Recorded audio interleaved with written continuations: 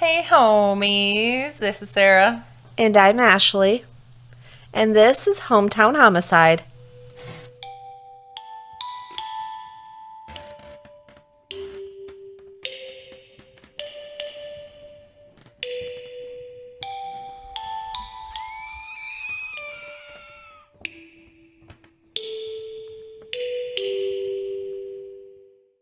Well, we've got a lot of things to talk about today. I'm very excited. But first, we need to address the great loss that we had last week. Betty White. I know it's nothing true crime, but I was so sad. I actually cried. And I cried I a lot. did too. I cried a lot. I did too. I just couldn't. I was like, oh my God. I don't know if Ashley knows, so that's why I texted you. I know. When you sent me that message, I'm like, oh God, what happened? Oh my God, did Murder with My Husband tell you that they listened? Oh God. And then you told me that. I was like, oh. So I, of course, looked it up. Not that I didn't believe you. Oh, I had to look it up too when Jay told me. I was like, I need to Google this and make sure there's more than one source saying it. Yeah, it's very sad. It was. She lived a good life, but, I think she's reunited with her one and only true love. Yep. And the fact And the that rest she of the Golden Girls. never had any kids. Yeah. So she was America's grandmother. Yep. I forgot she was in Lake Placid. I had to watch that the other night when I saw someone put it on Facebook. I was like, oh my God, that's right. She says cocksuckers in it. It's just like, She was what? great. That's silly. She was great. There's so many videos that are being shared with her, behind the scenes from the proposal. Yeah. Did you see that one where her and Ryan Reynolds Don't like each other. Yeah. I saw that one. I've seen that before, but it was just kind of nice to see it again. But Yeah. also, before we start, if you saw my tweet or even our story on Instagram, where I said having a podcast about murder still didn't prepare me for an actual murderer messaging me, which I said I'd explain. I cannot get into too much detail because, and if you want to hear, I guess we could do an episode on Patreon, because I just don't want everyone to listen to this, but because I'm too close to this, and this person, who I will not name in case he is listening, which I would hope not. I don't know, man. I knew him. I was friends with him. I worked with him. He did take a life, and that life happened to be my cousin's stepdaughter. He took her life with his hands.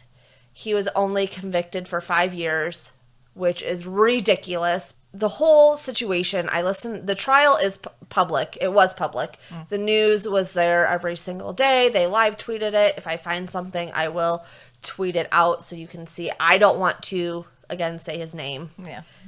Because he did message me on Facebook Messenger. His name came across my notifications and I froze. I was like, what? It can't be him. He's still in prison. Nope, he was released on the 3rd of January. So he's been out. He said, want to talk?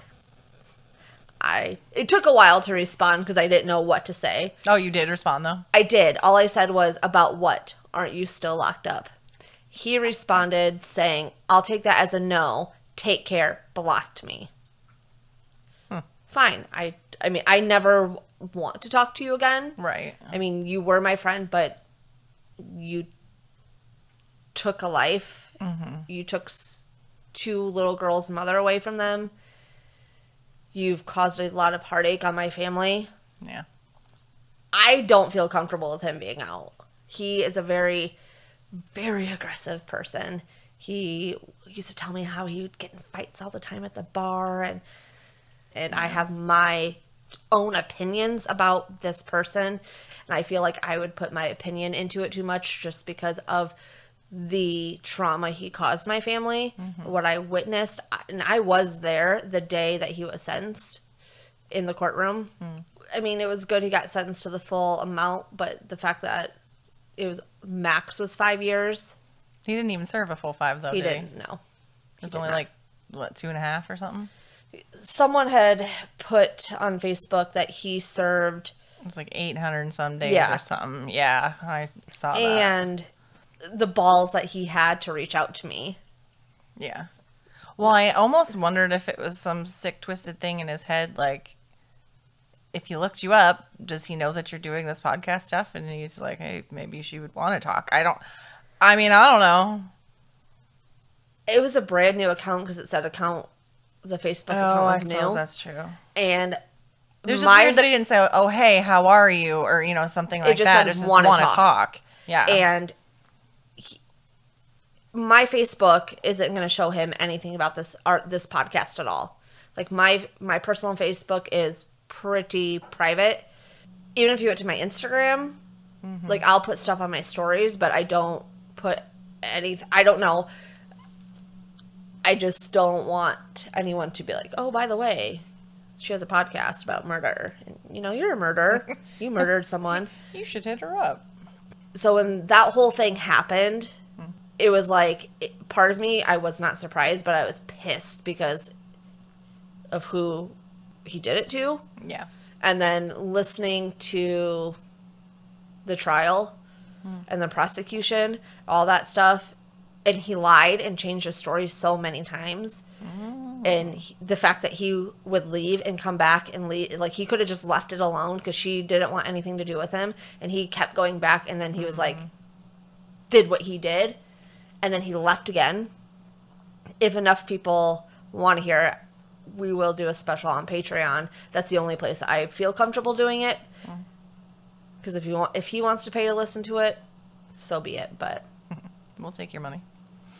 He doesn't have I would assume he doesn't have a job. He's been out for 5 days. I have a feeling it's going to be a little bit harder to get a job being a convicted felon who murdered someone. But I don't know. I digress. Shall I get into my stories for this week? Yes. Okay. Let's do it. Who is ready for some true crime? So I went with 3 separate people's cases for this week because they're fairly short. That way it wasn't just a little blurb. And I chose to spread some true crime love to Michigan since we hadn't done anything about Michigan yet. And thank you to all the people in Michigan who have been listening. They have been listening. I have seen that. We see you. The first missing person from Michigan I'm going to go over her name is Tonia Renee Stiles, aka Renee Whitehill. Her birthday is June 19th, 1976. Being that these are older, all 3 are kind of a few years older at least, so some of their earlier life was hard to find details about, but I did what I could. Tonya had her struggles. Her childhood was troubled, and she spent some time in foster care, but she was adopted by her foster parents, James and Betty Whitehill, at age of 9. And the fact that her name is Betty Whitehill has nothing to do with Betty White's death. I actually already had this on my list of people before that. It was just a weird coincidence. It just caught me off guard when you said Betty, but then after Whitehill. Yes, it was. Caught me off guard. When I was doing my report, I'm like, oh, that's super weird. So they adopted her when she was 9. Friends remember the girl they knew as Renee.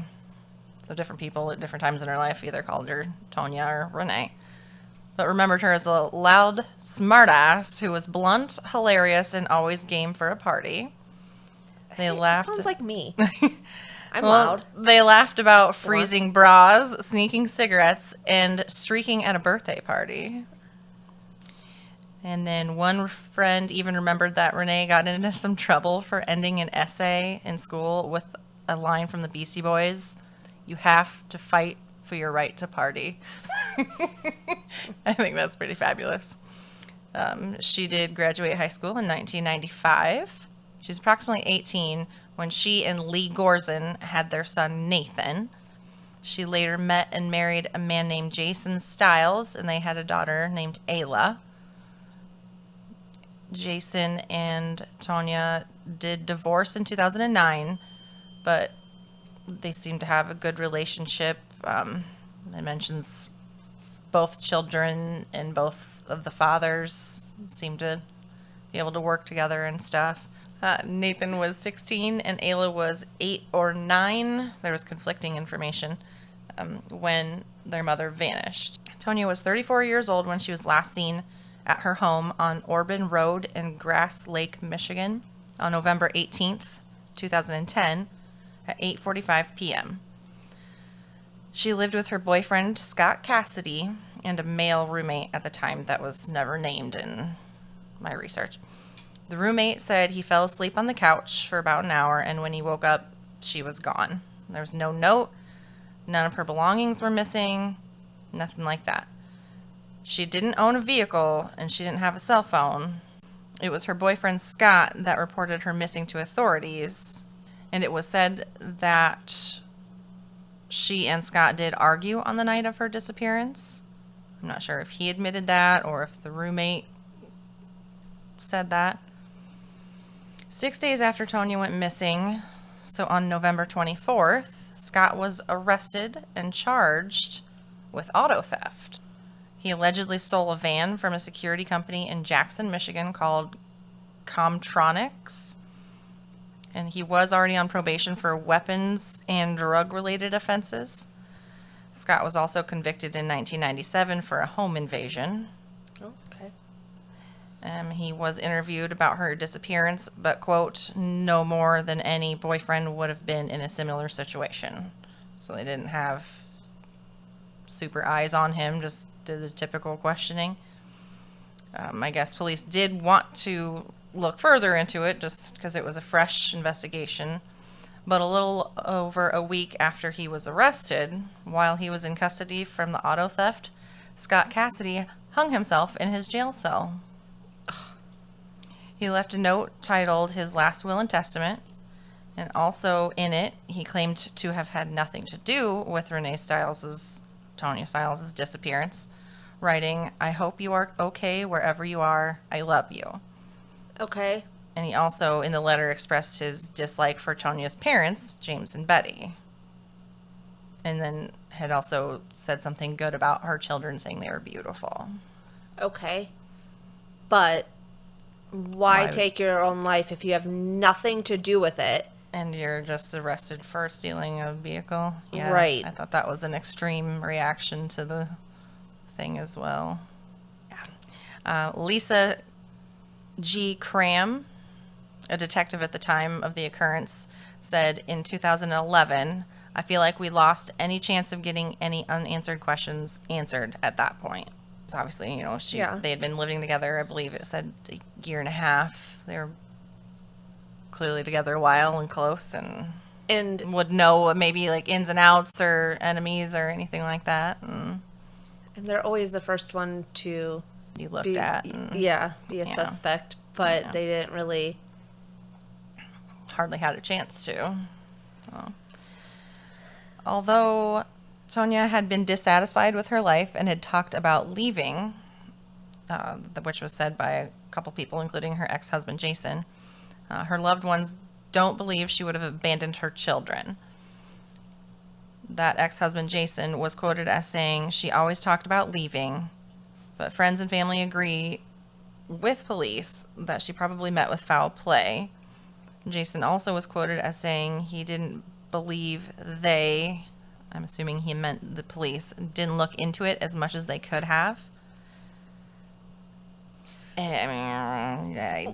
Okay, so Jason, the ex-husband, is saying, oh, she talked about leaving, like just getting up and leaving? I guess.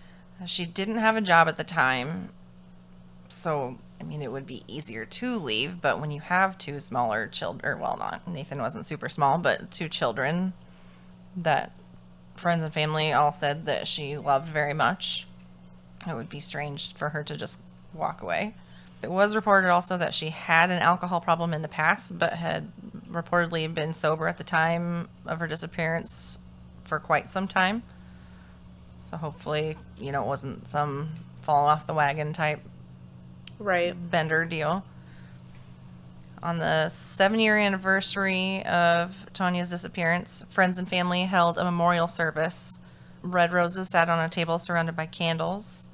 And her grandson, that she's never met, Brecken, I love that name. and it's really cute, was said to have enjoyed the cake they had, as he had purple frosting smeared on his face, as, little ones tend to do. At the service, neither of her children addressed the group about their mother, her son stating that he didn't think that he could. It just would be too much to do and try to get through. As memorials typically do, they had picture collages displayed, and the pictures showed just how alike Tonya and her daughter Ayla look, having the same hair and smile. Her son Nathan's paternal grandmother, Susie Gorson, was quoted, "I feel very rich for having known her." And then another friend of the family, Jeff Murray, said, "We all know Tonya is in heaven." Tonia's adoptive parents, James and Betty, said that they were unfortunately moving forward trying to have her officially declared deceased so they could claim any benefits for the kids. daughter, Ayla. Yeah. The age that she went missing was 34, which now she would be 45. She was reported to be between 5'4" and 5'8" tall, between 130 and 150 pounds.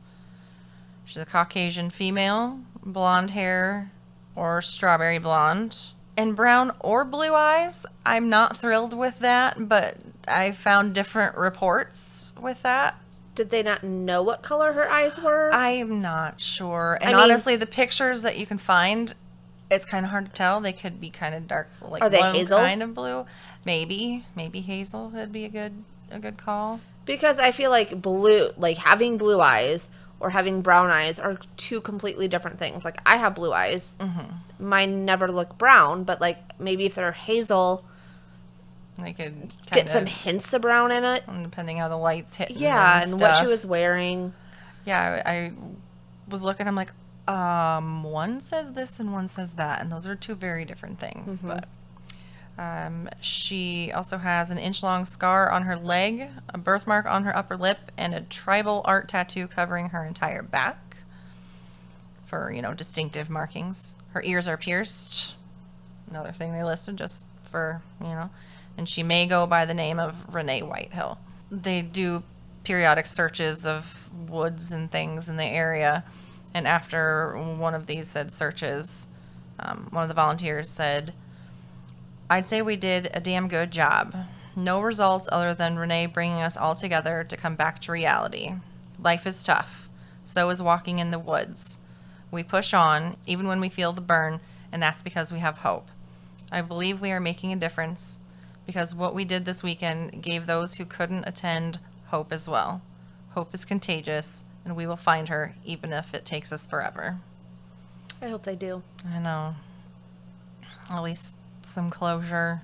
If anybody has any information about Tonya or Renee, depending on how you go with that. Michigan State Police, the Jackson Post, their phone number is 517-780-4580. If you're loving our podcast, please make sure you give us a rating on Spotify and on Apple Podcasts. It'd be greatly appreciated.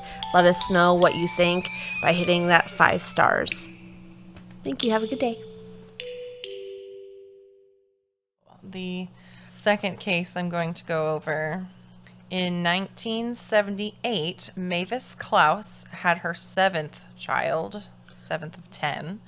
His name was Jacob Cabinaw, who went by Jake. The 10 children in the family said the childhood and formidable years were filled with laughter. When he was about 3, I guess, he was a little kind of feisty little brother, he shoved an older sister, Sarah, right name, wrong spelling, into a river, which she, I guess, giggled while she was recounting this tale and said, "Since then, I haven't went swimming very often. I'm not much of a water person," she said, smiling and laughing, as apparently she had gotten caught in the current after he pushed her in. Oh, no. I mean, it was probably like the Makokata, that it wasn't like wicked deep or anything, but Still, yeah, I probably wouldn't like water either. Another of Jake's sisters, Sandra Cranston, also laughs, remembering him and explaining that he always kind of reminded her of Jack the Pumpkin King from Nightmare Before Christmas, because he was tall and skinny, he had broad shoulders, and he kept a very closely buzzed hairdo. So, you could see that. picturing him right now. Right. All of the family agrees that he was a joker, describing him as fun-loving and always smiling, and, quote, just a good kid. There was no drugs in his life. He wasn't an alcoholic. He just didn't get into trouble. He wasn't a shy or loner type individual either. He loved being around people and to be able to share experiences with them. At some point, again, before his disappearance, details weren't super easy to get a hold of. At some point, he married a woman named Rachel and had 2 children with her, but they later divorced. He was attending Northwestern Michigan College for Technical Science, and he was also in the Army National Guard, and he had a job at Dave's Garage, which is located in Traverse City. As a mechanic, he had quite the investment in tools, as mechanics generally do, like approximately $20,000 worth of tools. Okay. So, Sounds like my brother. right, and not something you would generally just walk away from. Right. March 31st, 2010, Jake worked his shift at Dave's Garage and then met up with his friends to play frisbee golf at Hickory Hills, which is a disc course in Traverse City. His friend Gary Wittig was there and said everything seemed normal and that Jake was in great spirits. Jake was then invited by his friends to a party or the bars, depending on where I was reading, after they finished playing, but Jake declined, telling them he had to finish some homework for his college classes, and his college graduation was only a couple weeks away, or a few weeks away, I should say. So Jake dropped off his friend Gary at approximately 7:30 and supposedly was heading home where he lived with his mother in a town called Grawn. But Jake never made it, and actually none of his friends or family have seen him since. But oddly enough, that's not the last indication of Jake and his actions. His bank card was charged at approximately 9 p.m. for a small purchase in Buckley, but the clerk doesn't remember Jake or whomever it was that actually used the card. Like at a gas station? Yeah, just something little. And then going through that night, or early morning, I should say, on April 1st, 2010, at 1 a.m., Jake called into an automated system to indicate he was still enrolled in college community classes, some sort of attendance type for maybe for finals, or I don't know, but it was some sort of automated thing, and it showed his phone made a call, and that his phone was pinged for that call in Oklahoma. So, like, pretty south at this point. An hour after that, so 2 a.m., Jake himself is on camera at a gas station in Mattawan, Michigan, and using his bank card. Okay. Uh-huh. Yeah. So his cell phone was pinged calling the college's automatic phone number in Oklahoma, but then he was seen An hour later, back in Michigan. Now, I mean,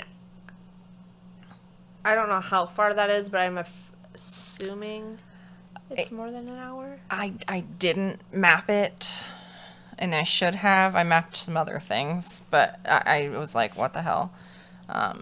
But family confirmed that it was indeed Jake on the video footage from this gas station. And the footage did show enough that you could tell that he was alone and no other vehicles seemed to be following him. Okay, where was he? Okay, where in Oklahoma? It just said Oklahoma. The couple of reports I saw about it just said his phone pinged in Oklahoma. And then where was he seen on? Mattawan. Mattawan. 13-hour drive. So Oklahoma to there is 13 hours and 43 minutes. Now, I don't know where in Oklahoma he was, but that's just to get into Oklahoma is 13 hours. There you go. Yeah. You're welcome. And then it gets better, though. Another charge on his card at another gas station, this time for $30, occurred in Fort Worth, Texas. A few more hours later, in Sweetwater, Texas, which that is over 1,000 miles from his home in Traverse City, someone purchased another $30 in gasoline. And I saw conflicting reports about the camera footage. Two sources said that it showed Jake, and then two sources said it wasn't conclusively Jake. In the meantime of all of this, I guess Jake didn't actually have the funds that the card was being charged for, but he had overdraft coverage, which sounds like a shitty thing to even mention. But it indicates that, like, they were trying to say in these reports that he didn't have the money to just go off and start a new life. You know what I mean? Right. Because I read it, I'm like, well, that's fucking rude. Who cares if he had the money or not? But if But the whole I mean, point you're is not to say, going to, like, get up and leave with no money. right. Didn't take any clothes, didn't take, I mean, literally nothing was missing from his home. And if you were going to do that, this is just from me watching many true crime documentaries, or in movies, TV shows, you're going to take cash, so there's no trace of you going back, like, to different places. And so, like, if you don't want to be found, you're going to make it so that you're not found. Right. But you're not going to use your debit card or whatnot in all these different places so they can track you. But on the other hand, if he didn't have the cash and the only way he could do anything was to use the card. Right, but then But it's maybe all very weird. it's bizarre. Yes.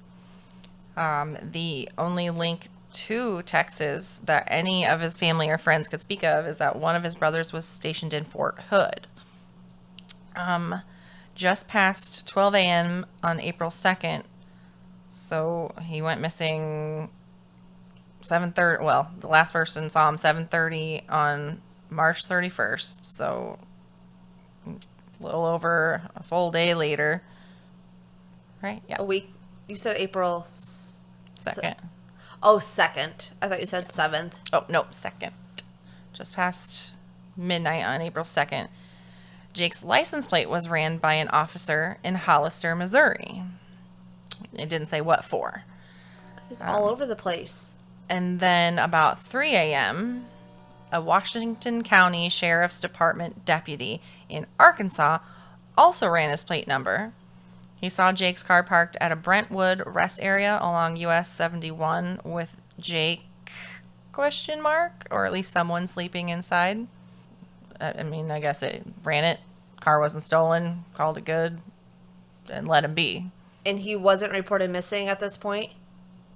I guess not. Or even if... Well, I think they tried to, but since it was only a little over a full day, I know. I think it's so dumb that you can't be like, no, I know this person. They're not just gallivanting around. Something's wrong.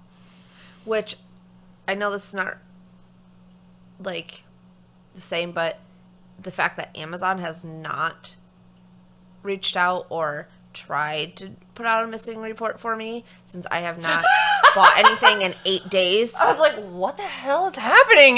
No.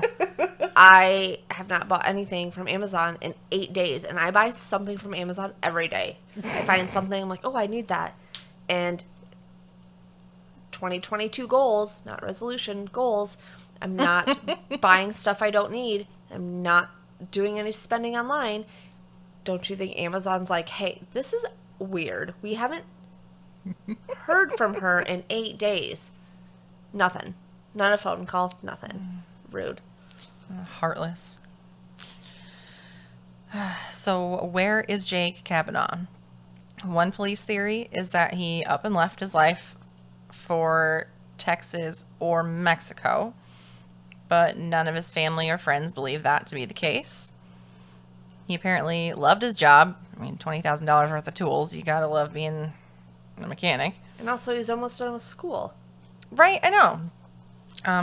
He also loved being in the Guard, and most importantly, he loved his 2 boys. Jake's own father wasn't very present in his life while he was growing up and whatnot, and I guess he had sworn to always be there for his sons. He was also on good terms with the boy's mother, Rachel, and was up to date on child support payments. She was actually helpful and cooperative during the investigation. For example, his phone was actually in her name, and she had no problem turning over records and whatnot to be searched. The entire year before Jake's disappearance, he never once made a call to Texas. They looked through all of the calls the whole year before, and there was no contact to Texas. It's just so weird. Right? And why would he just, well, he would not go out with his friends, like, after, and said, I have to go home. I have to finish up stuff because I'm almost done with school. Mm-hmm. And then just be like, oh, I'm going to disappear. Yeah. I'm going to go to Mexico. Rachel said that she's sad for their 2 boys and that they miss him terribly. They talk about him and pray a lot for him, and she obviously doesn't want them to forget about their dad. His sister Sandra told police that Jake had just been at her house a few days before he disappeared, working on a college paper, probably the same one, and that there were no indications of excessive stress or any other things that would lead her to believe that he would just walk away from his life. Quote, he's the guy you'd call when you have car problems. He built his mom a back deck. Did he have any enemies? Not that I'm aware of. He was a very compassionate person, so what if the wrong person asked him for a ride? Jake's best friend, Ken Behringer, agrees that Jake wouldn't have just skipped town. Quote, I have known Jake for 10 years, and this is not the Jake I know. We spoke almost every day. My family loved him. Jake was always smiling and never seemed to be stressed. If he had problems, he would have told me. But he was in the National Guard, a great soldier. He was going to college, and he was a hard worker at Dave's garage. Plus, he talked about his sons all the time and was very involved in their lives. So a theory that is popular with his friends is that Jake may have been asked, like last minute, to help somebody. And since he was a nice guy, maybe he tried to help whoever it was, and bad intentions were from that person. It would explain that he didn't take any clothes, any belongings. They said his phone charger was still at home. Like, it didn't seem like he planned on being gone very long. On February 21st, I believe of the next year, so 2011, so almost 11 months after he went missing, Carfax data on Jake's Chevy Malibu was forwarded to the National Insurance Crime Bureau. This was from a location in Mexico, likely an impound yard, but details were not obtainable. And it stated, the current status of the vehicle is unknown. And they didn't go down there? And I don't know if it was because is he in Mexico. The trunk of this car? That's what I'm thinking. The report also states it is believed the car was crushed or destroyed. What? That's evidence. Well, by the time it got through all the bits and pieces to get to where the report was made from, it might already been crushed anyway. Not that I'm saying that's obviously not right, but I don't know. 2 years after that, in August 2013, Rachel, Jake's ex-wife, called the assigned detective at the time. She informed him that $1,500 was deposited in her bank account from Friend of the Court, like if that was their name, like Friend Capital Court Capital. So like writing a check out to cash kind of, but the opposite. Right. When she called their office, she was told the money was from the Army National Guard Thrift Savings Plan, of which Jacob Cavanagh was a member. And if Jacob directed the savings plan to send her money, that would obviously mean he was still alive. Then in May 2014,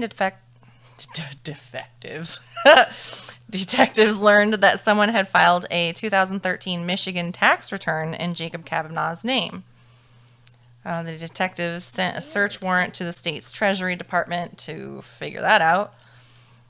Authorities discovered that someone named Kent, I honestly don't know how to pronounce it, unless it was typed wrong in the report I was reading. It's spelled Hsieh. Say. You Kent, got me. with a Houston, Texas address, had filed for the return. Detectives reported the filing to the FBI, who said the return had been fraudulently filed, obviously, via a series of shell retail... Wow. First drink, Sarah. Via a series of shell real estate companies. In 2015, Grand Traverse County Probate Court petition did declare Jacob Cavanagh as deceased, which was only 5 years, and I felt like that was short. I thought it was like 7 was generally the minimum. I don't know. Not like I've looked into it, just shit I've watched and heard. Jacob Cavanagh would be turning 44 this year. He's between 5'10 and 6'2, and at the time of his disappearance, he weighed between 150 and 175 pounds. Jake has brown eyes and short brown/black hair, because he is Native American, specifically Ottawa and Chippewa Indian descent. Jake was last seen wearing his work clothes, which consisted of a gray jacket with Dave's Garage printed on it, a white t-shirt underneath it, dark blue or gray pants, and brown work boots. He was driving his 2002 silver Chevy Malibu, plate number BKQ4107, which had damage along the front passenger side. Anyone with information about Jacob Cavanagh is asked to call the Grand Traverse County Sheriff's Department Detective Bureau, 231-995-5000. The whole money being deposited, and they're saying, like, if it's from the Army, he has to be alive to do that. That is really just... I mean, it got me. Unless it... this is obviously purely speculation. Unless someone had a guilty conscience and knew how to... Like, if it was like a guard buddy or something that maybe knew what happened to him, or if there was an accident, and someone knew something somehow. I mean, they have to know. But yeah, all that back and forth with the camera footage and his bank card and his phone, and that's why weird. Like, if maybe he did pick someone up, they wanted a ride, he's like, sure, I'm going this way. Something happened, and they kind of like, they didn't kill him, but like he was alive for a little bit, and then that's when, like, that vehicle, if they found it,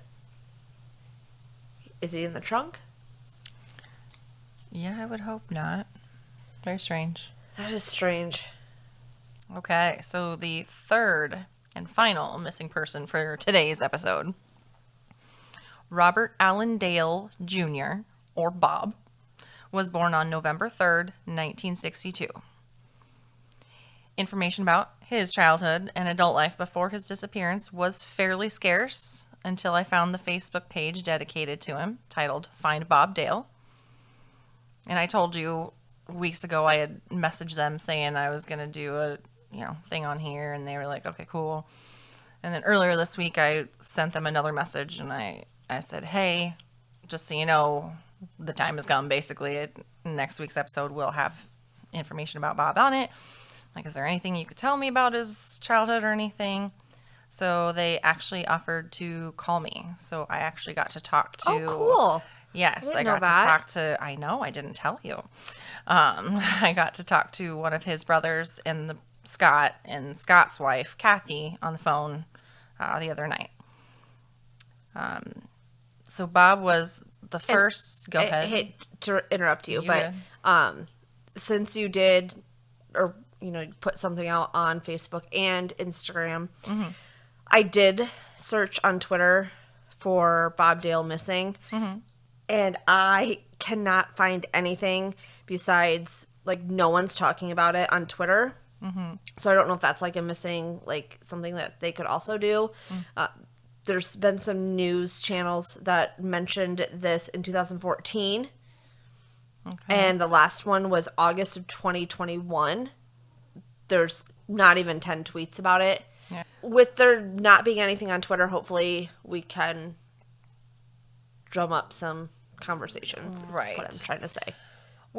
And I can obviously link the Facebook pages in the show notes and stuff. But there is a Facebook page for Tonya, and there is one for Jacob too. Tonya's hasn't actually had any new posts in a few years. Jacob's, I guess maybe the first time I searched it, I spelled it wrong because I didn't find one at all. And then the other day when I was trying to find something else, I was like, oh crap, there is one. But Find Bob Dale was very active, just a short scroll. It was all very new active posts. So I wasn't surprised that they responded. I was surprised that they were willing to call me though, so that was nice. Cool. But Bob was the first of 4 quite typical Midwestern boys, all playing hockey, which hockey's not like all the way common, but all the boys playing sports, including hockey, football, while they were growing up, also enjoyed hunting and fishing. There was only approximately 2 to 4 years between each of the boys, so as you might imagine, that lent to a very close-knit family life. And even as the boys grew into men, the whole family still liked to do things together, not just holidays and the standard have to see your family things, but hanging out on a Saturday or going hunting and fishing together. Bob did not do drugs, and he only enjoyed like an occasional beer. He wasn't one of the guys that liked to hit up the bars all night. Scott and Kathy also told me that Bob was an artist, which was not something you would necessarily pin for a outdoorsy man, but he liked to draw and write poetry. He even wrote a poem about his father and the gap of 25 years between successful deer hunts that his father had. Okay. Bob submitted it to and had it published in the magazine Outdoor Life. Oh, cool. Right? I tried to find that. I should have asked them if they had could copy and paste it or email it to me, but I wasn't thinking when I was on the phone with them. But I tried to find it on the internet and I was not successful. Bob served in the Navy for a while. He was stationed in San Diego, California on the USS Henry B. Wilson. Scott told me that Bob was a hard worker and motivated with a kind heart. He had been working on getting his own contracting business going while he was still working his current employment. So he was trying to do his own thing on the side and wanting to go out on his own with that in the future. He was also said to be a very well put together dresser, not super fancy and stuff, but he just liked to look nice and presentable at all times. I like that. Yeah. Bob married a woman named Christy, and they had 3 boys of their own. Robert, so that would be a Robert III, Devin, and Connor. Bob's father worked at a prison, the Kinross Correctional Facility, which is located in Kinchlow, Michigan. Sorry, Michigan, if I pronounced that incorrectly. Interestingly enough, this prison used to be an Air Force base. Okay. I was like, I guess it would have been secure when it was an Air Force base, Yeah. so all right. His brother Scott said that just the night before Bob went missing, Bob had received a phone call informing him that he was hired on at the prison as well, so he was kind of wanting to change his daytime job while he was still trying to get his contracting stuff going. And I guess he excitedly called his parents to tell them the news. So the night Bob Dale went missing was Saturday, May 18th, 1996. He and his wife, Chrissy, attended a wedding reception in Sault Ste. Marie, which is in the eastern upper peninsula of Michigan, specifically in the area of 6 Mile and Mackinac Trail. Witnesses saw Bob getting into his van with his wife, Chrissy, who I guess was in the driver's seat, sometime between 11:10 p.m. and midnight, which there was conflicting times in the different reports I looked into. It was believed that they would be heading to the Downtowner bar where the other guests were relocating to as the reception was ending. After hours, basically. Yeah. A source published just last year states that Bob's wife, Christy, had in multiple interviews over the years of the investigation stated that Bob was with her downtown at that bar. Since Christy said Bob was with her downtown the last time she knew his whereabouts, after she called to report Bob missing on the morning of May 20th, that's the area the authorities focused on, was the downtown area. Both land and the canals that were in the area. So there was a whole water aspect of searching. Okay, so I'm confused.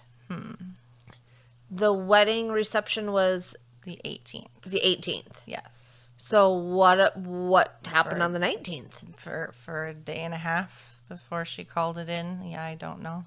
Okay. Doop, doop. Where was So I? did anyone else see him at the bar that night on the 18th? Oh, you just wait. Okay. Okay, so both the land and canals in the area were searched extensively but turned up nothing. Early on, a witness did claim to have seen Bob outside of the bar, but later that person recanted their statement. This published source also states that with continued investigation, family and authorities don't give much credence to Bob actually having been at the Downtowner bar, as no one else claimed to have seen him either inside or outside. Did they see her? The wife? I guess it doesn't say that. The source also goes on to say that Christy changed her story more recently, Okay. saying that she couldn't specifically remember the last time she saw Bob because, quote, there are pieces that I don't remember. She also said Bob had passed out drunk in the van and doesn't know when he must have gotten out. If this was like an after-hour place from the wedding reception, other people that they know would have been there, so that if either she was there, both of them, whatnot, they would have been like, yeah, but I get it. It's a wedding. People are drinking, but still. Scott did tell me that throughout these years and the investigations and whatnot, they did rule out that story of Bob being passed out in the van. I'm not sure if that goes towards people didn't see him drinking very much or just the fact that no one could actually say that they saw him like that besides Christy. He also told me that Bob had 0 enemies and at most had one coworker with like maybe a strained relationship, but this was also ruled out of being anything of importance during the investigation. Because, I mean, honestly, who doesn't have a strained work relationship at times? But the police did look into this guy and they were good with it. The current detective, which is the 5th detective, as this has been going on, it will be 26 years this year. Okay. When did he, May 18th of 1996? Yes, 96. 26 years? God. So that's why last year was the 25th, so they kind of had a resurgence in people talking and stuff on medias and whatnot. But yes, the current detective assigned to Bob Dale's case is Daryl Harp. Scott and Kathy both said that Detective Harp has been really great to work with. All detectives had been, but spoke very highly of Daryl Harp. The entire time of the investigation, the police have had a good relationship with the family, each doing their own investigating and questioning, but also able to coordinate at times when needed, swap information and whatnot. Scott said that he and Kathy have personally interviewed hundreds of people over the years, hoping to find answers. He said about 2 years ago they received a pretty big tip, and even other evidence that was looked into kept circling them back to this tip, indicating that it is very credible. So that's a good thing. He couldn't really tell me details about it, but just said that it was very promising. I was told that 10 to 15 divers have gone in the different canals searching for Bob's remains, but have continuously found nothing. What sucks, and this is me saying this, nothing to do with any sources, but what sucks is they focused all downtown because that's where The wife that's said they where were. yeah, and the other witness and stuff. But there's about 9 to 14 minutes of driving, depending on like the traffic and lights and stuff, between the reception location and the downtowner bar. So there's a stretch of area that something Could have have happened. happened or whatnot, and then maybe someone went back and, or, God forbid, if somebody killed him or dumped him somewhere, then they could have gone back later if the heat was all downtown. They never searched anything. I'm sure they did later, but not at first because the indications were that he was downtown. Later, it came out that 11:30 p.m. on the night Bob went missing, a call came in to Michigan State Police about a disturbance around the area of 5.5 Mile and Mackinac Trail.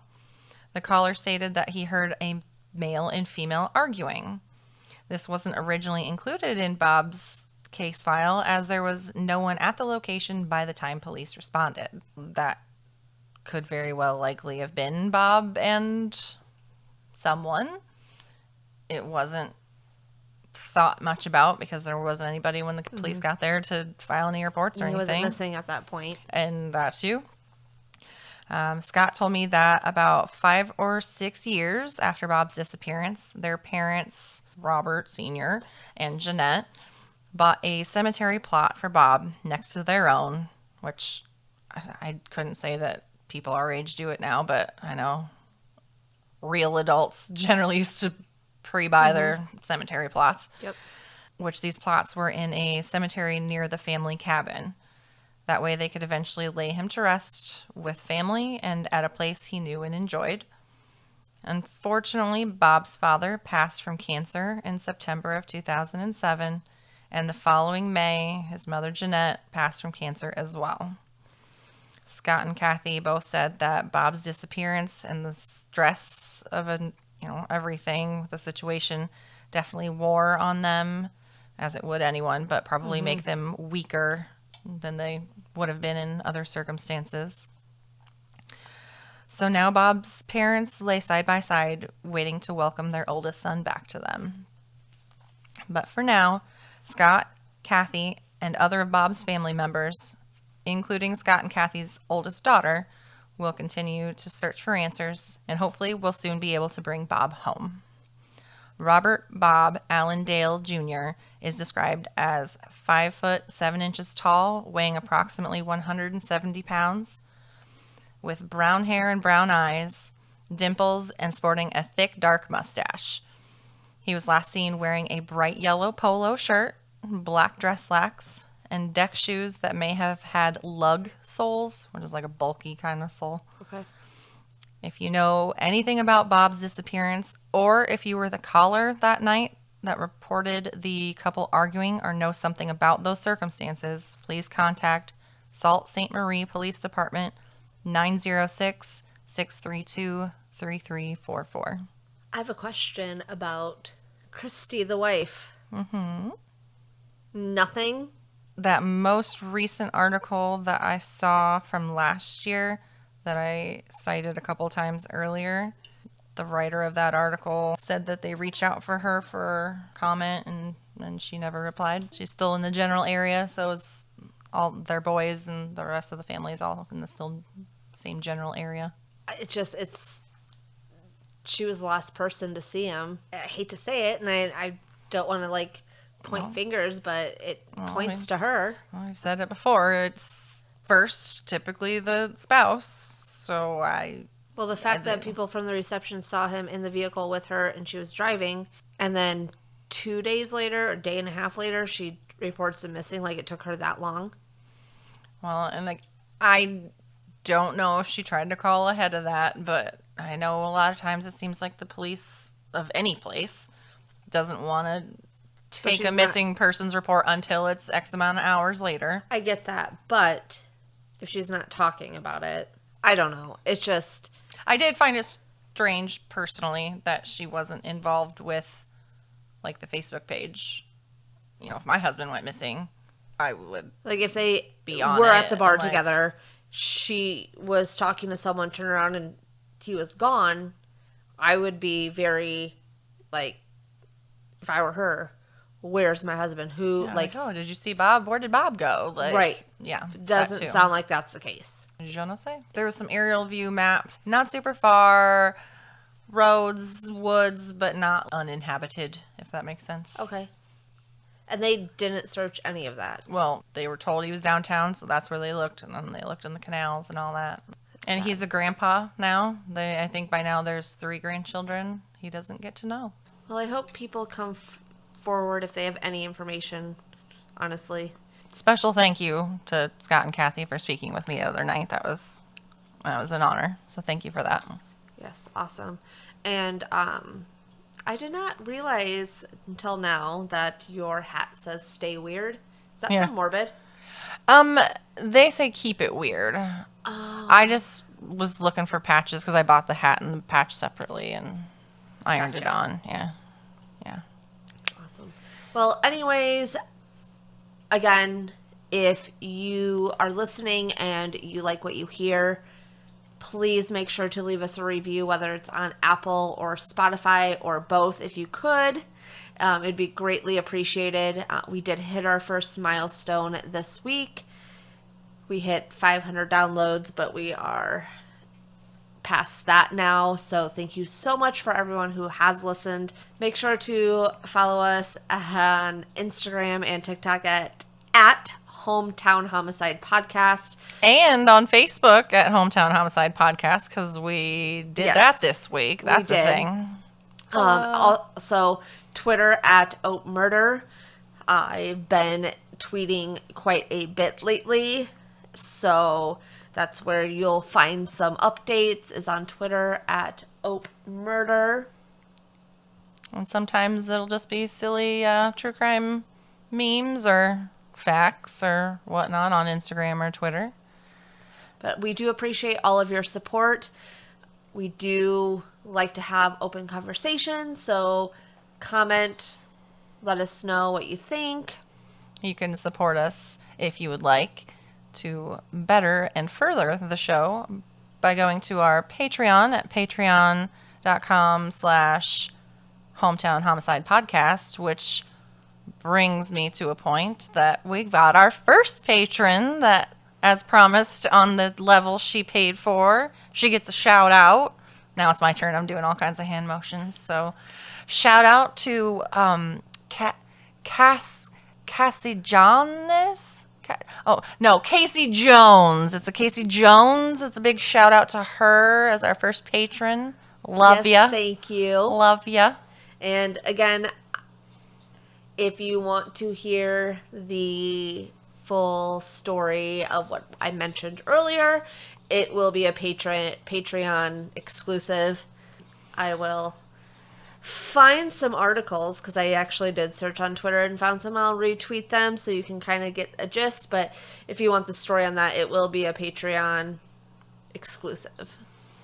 And either level of Patreon gets early access to the normal weekly episodes. So you get a whole day earlier if you're just impatient like me.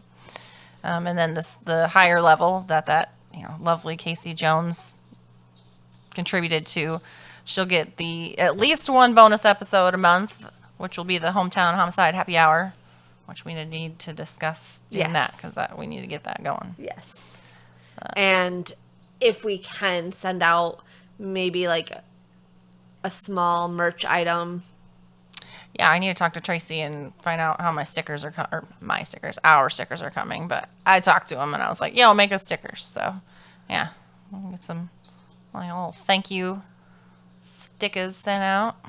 YouTube, Hometown Homicide. YouTube. Podcast. There's slideshows right now.